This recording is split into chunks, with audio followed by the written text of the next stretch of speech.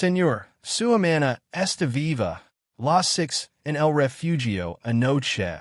Grito la cocinera en cuanto vio la fotografía colgada en la sala principal.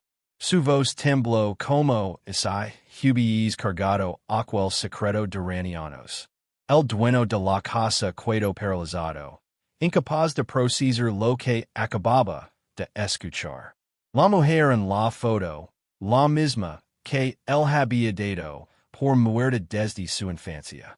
Y ahora, de repente, una empleada con lágrimas en los ojos afirmaba que la había visto respirando, caminando, pidiendo ayuda. Lucia nunca imaginó que aquella mañana cambiaría su vida para siempre. Se había despertado temprano, como todos los días, preparó su café con leche, se recogió el cabello en un moño apurado, y tomó el tranvía hacia la enorme mansión donde trabajaba desde hacía apenas 5 meses. Era un empleo estable, silencioso, y a pesar de que el dueño casi nunca estaba, ella siempre hacía su trabajo con dedicación. Ese día, sin embargo, la casa parecía más fría de lo normal. Mateo Duarte, el propietario, había salido antes del amanecer para una reunión en otra ciudad. Lucia aprovechó el silencio para limpiar la sala principal, un lugar tan imponente que cada vez que entraba sentía como sus pasos pudieran romper algo invisible. Mientras desempeñaba los estantes, su mirada se desvió hacia el gran retrato en la pared. Una joven de sonrisa suave, mirada luminosa y cabello oscuro, casi idéntico al suyo. Lucia siempre había pensado que la pintura tenía algo especial, pero nunca se había detenido a observarla con cuidado hasta ese día. Se acercó sin saber por qué. Algo en su pecho comenzó a latir desordenadamente.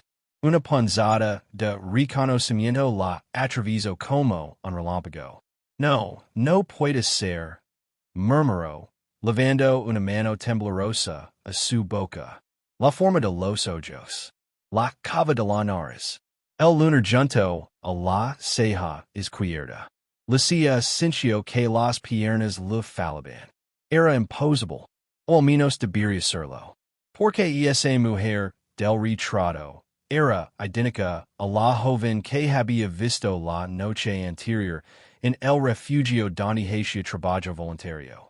Una muchacha sucia, desorientada, casi sin voz, que repetía una sola frase entre sollozos.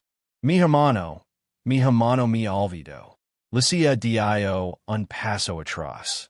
El corazón golpeando tan fuerte que casi podía escucharlo. Tragó saliva, intentando convencerse de que estaba equivocada, que la mente le llegaba una mala pasada. Pero no.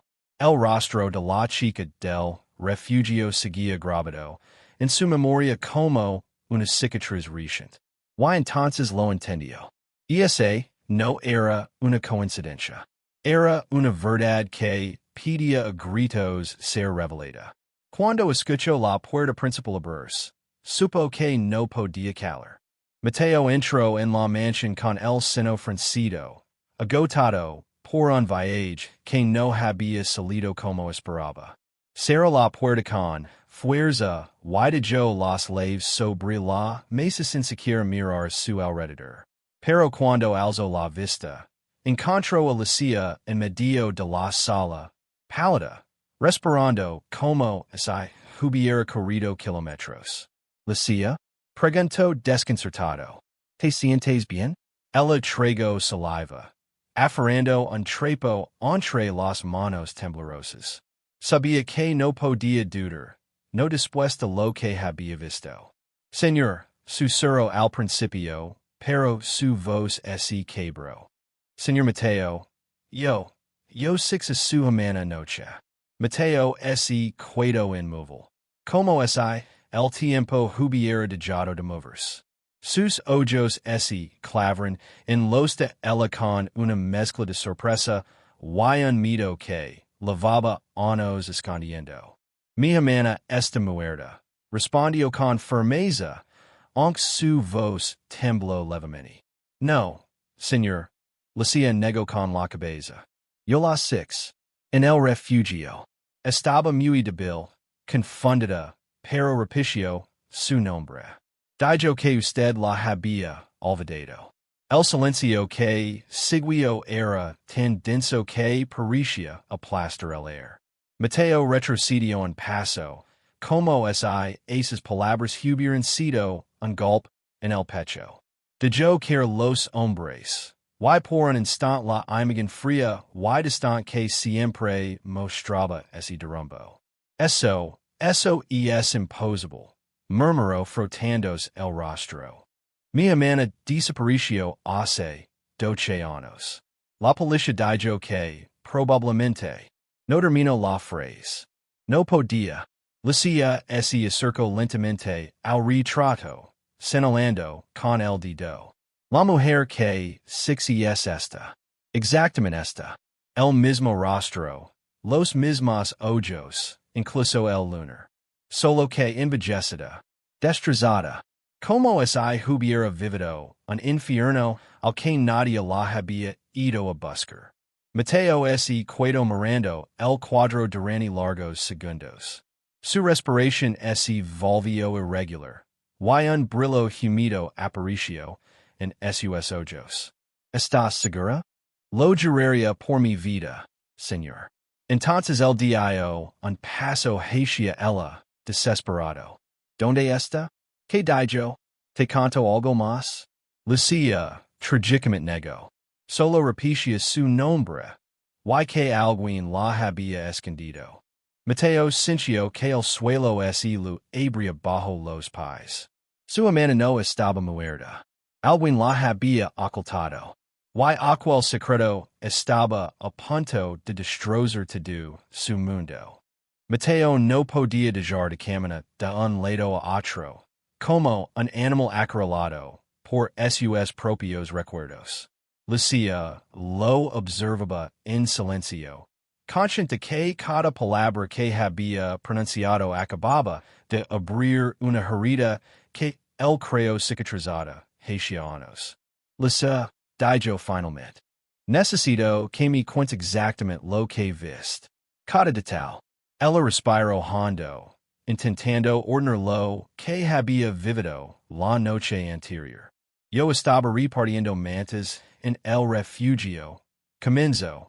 Había mucha gente nueva por la tormenta. Y entonces una mujer entró empapada, temblando, como si hubiera escapado de algo.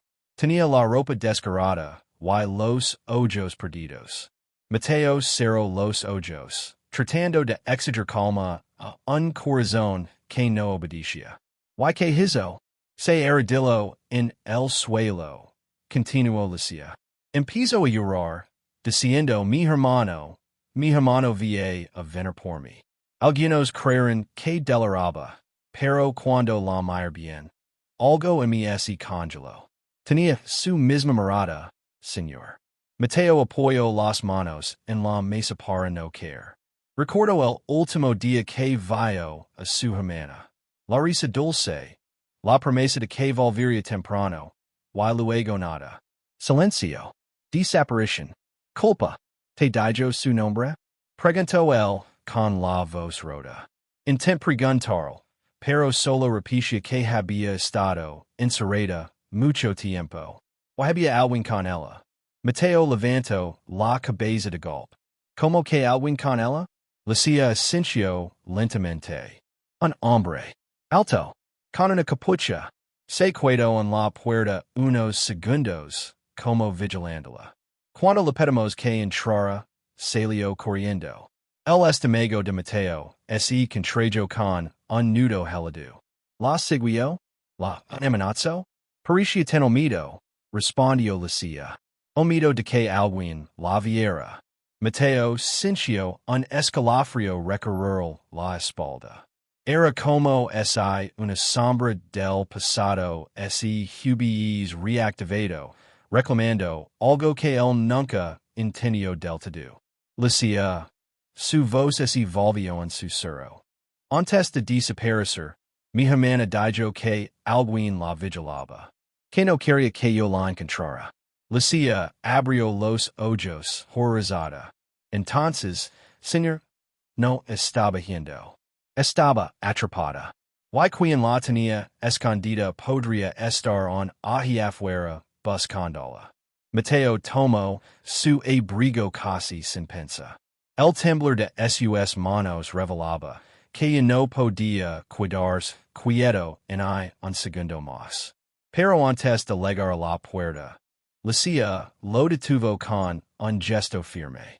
Señor, espere. No podemos simplemente salir corriendo. Si alguien la tenía retenida, podría estar buscándola ahora mismo. Mateo apretó los dientes, pero sabía que ella tenía razón.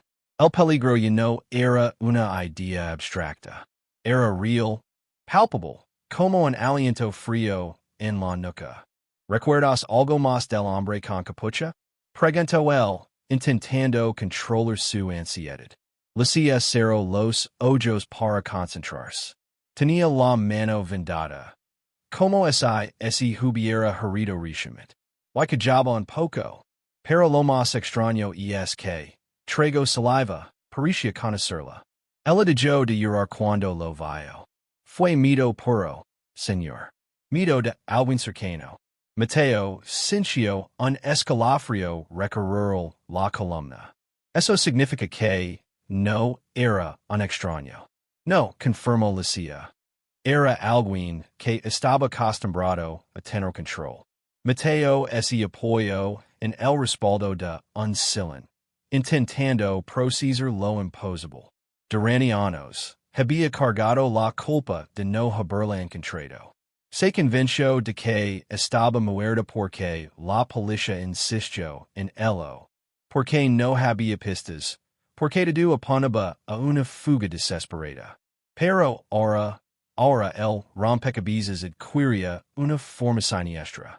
Licia dijo de pronto, con una urgencia nueva, ella dijo algo más, alguna frase, algún nombre, cualquier cosa. Licia dudó unos segundos. Luego asintió lentamente. Repitió una palabra varias veces. No sabía si decirla, porque sonaba como una advertencia. ¿Qué palabra? Satano. A Mateo se le heló la sangre. El Satano.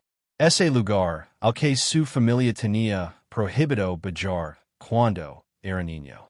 Un espacio cerrado durante años, que su padre mantenía bloqueado, y que después de su muerte, Mateo nunca tuvo valor de explorar. Licia susurró. Nadie sabía de ese Satano. Nadie excepto los que vivían aquí. Ella lo miró con los ojos muy abiertos. ¿Cree que su hermana estuvo aquí? No lo sé, respondió Mateo, con la voz quebrantos. Pero ese dijo Satano. Y es porque lo encuentra. Un silencio pesado cayó sobre ellos. Entonces Licia pronunció lo inevitable. Señor, ¿y es la persona que la ocultó también era alguien de esta casa? La verdad comenzaba a tomar forma. Y era mucho más oscura de lo que Mateo imaginaba. El corazón de Mateo latía tan fuerte que podía escucharlo en sus propios oídos. Las palabras de Licia seguían resonando como un eco insoportable. Y ese era alguien de esta casa. Por primera vez en años, sintió verdadero miedo de la mansión donde había crecido. Licia susurró. Necesito que venga conmigo. No quiero viajar ahí solo. Ella asintió sin dudar. Tomaron una linterna y se dirigieron al pasillo del ala antigua. Cada paso levantaba un crujido, como la casa misma quisiera advertirles que se detuvieran. Finalmente llegaron a la puerta de madera vieja, marcada por el tiempo. Mateo tragó saliva. Aquella puerta siempre había estado cerrada, pero ahora tenía la cerradura rota, como si alguien la hubiera forzado recientemente. Dios mío, murmuró Lucia. Mateo empujó la puerta. Un olor húmedo, casi metálico, salió desde la oscuridad del sótano. Bajaron los escalones lentamente. La luz temblorosa de la linterna revelando cajas viejas, muebles cubiertos, y en el fondo, algo que hizo que los dos se detuvieran en seco. Un colchón, una manta sucia, una taza de metal on humida. Lucia se llevó una mano a la boca. Señor, alguien vivió aquí. Hasta hace muy poco. Mateo sintió una mezcla de náusea y terror. Su hermana había sido retenida en su propia casa. ¿Durante cuánto tiempo? ¿Quién había tenido acceso? ¿Quién podía entrar y salir sin ser visto? Entonces Lucia señaló algo junto a la pared. ¿Qué es eso? Mateo se acercó lentamente, inclinándose para ver mejor. Una pequeña caja de música oxidada estaba sobre el suelo. La abrió con manos temblorosas. La melodía que sonó era la misma canción que él y su hermana escuchaban de niños antes de dormir. Era ella.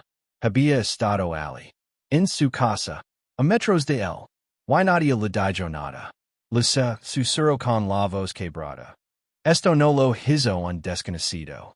Esto lo hizo alguien que sabía todo sobre nosotros.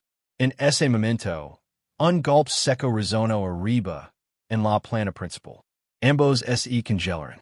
Pasos. Lentos. Pesados. Acercándose. Lucia apagó la linterna al instante. Mateo susurró. No estamos solos. La puerta del sótano se cerró de golpe desde arriba. Y antes de que la oscuridad los envolviera por completo, escucharon una voz masculina, grave, familiar. Mateo, ya era hora de que descubrieras la verdad. La historia estaba lejos de haber terminado. Y el verdadero enemigo acababa de llegar.